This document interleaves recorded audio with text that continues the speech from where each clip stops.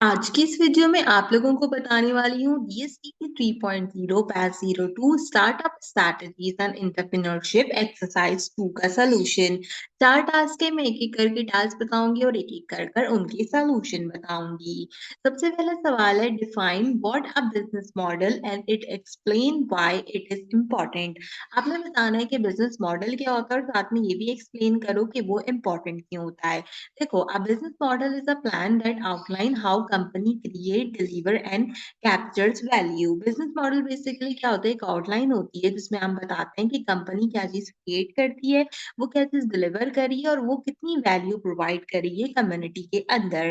It explain how the business will make money included product और service, target marketings and revenue streams.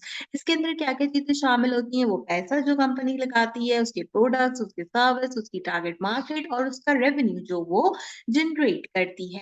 Important क्यों है? It is important because it help entrepreneur to understand how the business will operate, generate profit and sustain grow over time. अगर आपका business model अच्छा होगा तो आप यहाँ पर ओवरऑल ऑपरेशन के अंदर प्रॉफिट गेन कर सकते हो, उसमें ग्रोथ ला सकते हो और रोड मैप के थ्रू अपने डिसीजन मेकिंग्स कर कर अपने पोटेंशियल इन्वेस्टर और कस्टमर्स को क्या कर सकते हो, अट्रैक्ट कर सकते हो। तो इसीलिए किसी भी बिजनेस के लिए सबसे पहले एक बिजनेस मॉडल होना जरूरी होता है। दूसरा टास्क है, what is UVP and why it is important for startup, how can it help attract and retain customers. आपने बताना है कि जो यूनिक वैल्यू प्रोपोर्शन होता है वो क्या होता है, स्टार्टअप में क्यों जरूरी है और कैसे वो कस्टमर्स को लेके आता है। देखो, यूवीपी जो है वो एक क्लियर स्टेटमेंट होती है जो कि किसी भी प्रोडक्ट या सर्विस को डिफाइन करती है कि वो अपने कंपटीटर से कैसे बेहतर है। अगर हम यहाँ पर एक एग्जांपल देखें कि करीम और इनड्राइव की, तो आप दोनों का कंपैरिजन कर सकते हो कि दोनों में से ज़्यादा बेटर कौन है। अभी आप देखो कि इनड्राइव हमारे पास कितना ज़्यादा चल रहा है, जबकि करीम की सर्विस क्लोज़ हो चुकी है। क्यों? क्योंकि वो अपने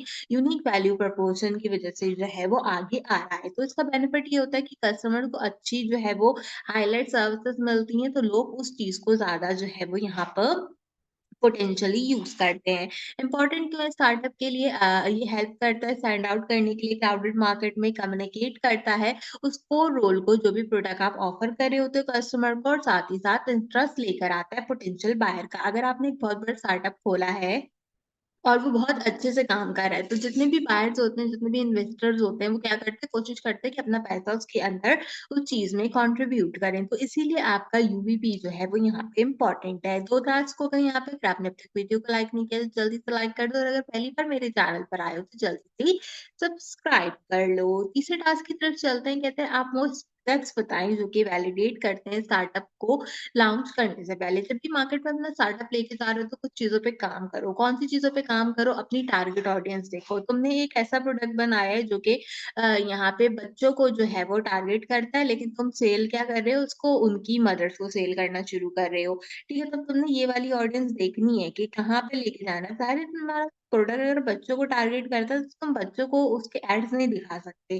तुमने उसके एड्स दिखाने उनकी मदर्स को हैं या उनके पेरेंट्स को हैं या फिर उनके जो भी यहाँ पे नैनी वगैरह है, उनको तुमने जो है वो दिखाना है। तो तुम्हारी टारगेट ऑडियंस वो है, तुम्हें उस हिसाब से जो है वो उसको यहाँ पर देखना है। अब तुम्हारे पास शूज़ हैं, स्नीकर्स हैं, अब स्नीकर्स तुम देखो यूनिसेक्सुअल हो गए, ठीक है? कोई भी उसको बाय कर सकता है। तो अब तुम्हें उस हिसाब से अपनी जो है वो ऑडियंस सेट करनी है। फिर सिर्फ ऑडियंस सेट नहीं करनी, कॉम्पिटिटर भी देखो मार्केट में कि अगर मैं एक जूता ₹500 का सेल कर रहा हूँ और दूसरा बंदा वही जूता 5,000 का सेल कर रहा है, तो दोनों में डिफरेंस आएगा ना। लोगों के दिमाग में पहला थॉट क्या आएगा, अरे यार ये सेम शूज़ ₹500 में दे रहा है, ज़रूर कोई ना कोई घपला होगा।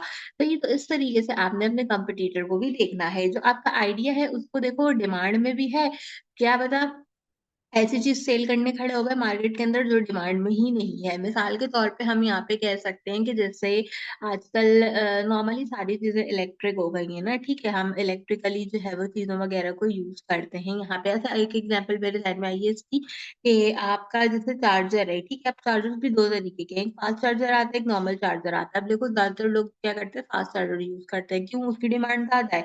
नॉर्मल चार्जर अभी भी वही लोग इस्तेमाल कर रहे हैं। यहाँ पे कि क्या कहते हैं जो पुराना अपना मोबाइल यूज़ कर रहे हैं। अगर आप मार्केट में भी चार्जर लेने जाते हो तो आपको दोनों ऑप्शंस देता है कि आपको नॉर्मल वाला चार्जर चाहिए या आप फास्ट चार्जर ले लो, ये थोड़ा जल्दी चार्ज कर देता है। तो ज़्यादातर लोग क्या करते हैं कि उसी को प्रेफ़र करते हैं। तो उसका मतलब डिमांड है उस चीज़ की। है, दूसरा स्टेप है कि आप पोटेंशियल कस्टमर के पास जाओ और उनकी नीड और प्रॉब्लम को समझो। ये नहीं कि एक प्रोडक्ट आप मार्केट में लेके चले गए, उसकी ज़रूरत ही नहीं है मार्केट को, उसकी प्रॉब्लम ही नहीं है मार्केट के अंदर, उसको फिर आप लॉन्च किए चले जा रहे हो तो उसका कोई फ़ायदा नहीं है, आपको भी उसका नुकसान होगा। Build a simple version of your product to test it usefulness. ऐसा नहीं है कि इतना बड़ा-सा कोई प्रोजेक्ट खड़ा कर लिया, इतना बड़ा-सा कोई प्रोडक्ट बना दिया, उस पे इतनी सारी कॉस्ट लगा के और फिर वो फ़ेल हो गया। नहीं, उसी प्रोजेक्ट को, उसी प्रोडक्ट को जो है वो थोड़े छोटे जो है क्या कहते हैं लेवल पे कंट्रीब्यूट करो, उसको टेस्ट करो कि फ़ायदेमंद है या नहीं है।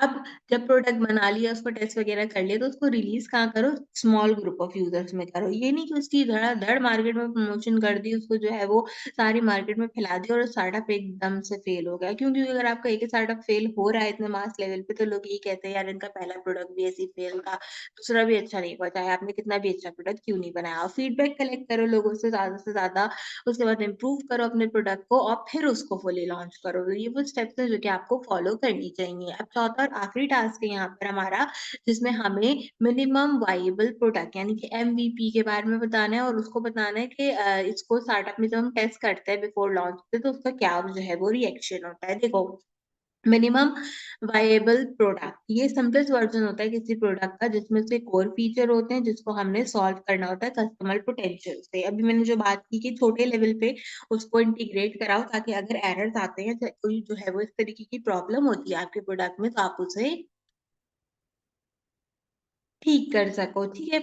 हेल्प कैसे करता है? अलाउ करता है स्टार्टअप को टेस्ट करने के लिए उनके आइडिया को क्विकली, कॉस्ट कम लगती है, एफर्ट कम लगती है, रियल कस्टमर्स का फीडबैक आता है, आइडिया मार्केट को मीट कर रहा है या नहीं कर रहा, वो आपको पता चल जाता है, फेलियर का रिस्क कम रहता है और आपने जो हेवी इन्वेस्टमेंट करनी होती है ना, आप वो नहीं करते पूरी डेवलपमेंट के अंदर। छोटी-सी इन्वेस्टमेंट करो, एमवीपी के अंदर उसको टेस्ट करो, साथ ही साथ आप उसका जो है वो यहाँ पर यूवीवीवी कंपाइल करो और फिर उसके बाद देखो कि किस तरीके से आप इसको कंपाइल कर रहे हो। तो ये थी काफ़ी अच्छी-सी, काफ़ी छोटी-सी आपकी यहाँ पर स्टार्टअप स्ट्रैटेजीज़ एंड एंटरप्रेन्योरशिप से रिलेटेड एक्सरसाइज़ 2 उम्मीद करती हूँ एक्सरसाइज़ आपको पसंद आई होगी। इंशाल्लाह आपका अगर स्पोर्ट्स के अलावा कोई और कोर्स है तो उससे रिलेटेड भी एक्सरसाइज़ हो, क्विज़ के सॉल्यूशंस मेरे चैनल पे मौजूद हैं तो मेक श्योर कीजिए कि इसे लाज़मी चेकआउट कर लीजिए। इस फाइल को भी आपने प्रीवियस एक्सरसाइज की तरह एलएमएस में जमा कराना है और अगर आपने प्रीवियस एक्सरसाइज नहीं की है, तो वो भी मैंने अपने चैनल पर अपलोड कर रखी है। यहाँ पर उसको भी जाकर चेक कर लीजिए और उसे भी कंपाइल करके सबमिट करा दीजिए। आज की वीडियो के लिए बस इतना ही। आपसे मुलाकात करूँगी अगली वीडियो में किसी और अच्छे टॉपिक के साथ। तब तक के लिए मुझे दीजिए इजाज़त।